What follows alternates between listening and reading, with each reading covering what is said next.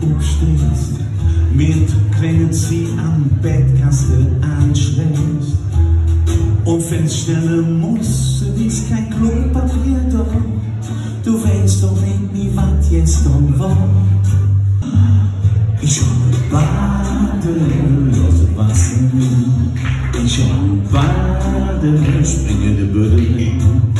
Ich hab Baden, ich hab Baden.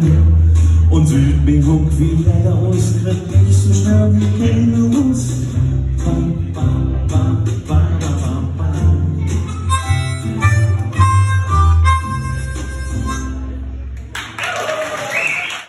Nur 3 Wirbel verrenkt, er war Glück. Aber jetzt wurde er langsam ein bisschen verrückt.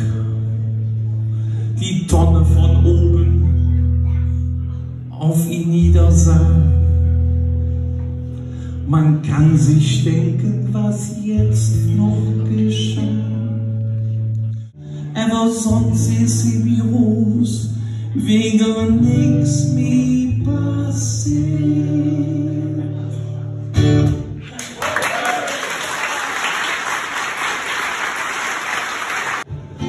Weil das Schicksal unser Dasein einfach anders rennt.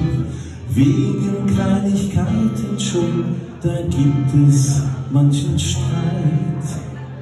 Und wem da nicht zu helfen ist, ja, der tut uns leid. Er hatte Krach mit seiner Frau, drum ging er in die nächste Kneipe. Nach 2 Glas Bier und einer Frikadelle fühlt er sich wieder wie ein Junggeselle. Nach 2 Glas Bier und einer Frikadelle fühlt er sich wieder wie ein Junggeselle. Dankeschön.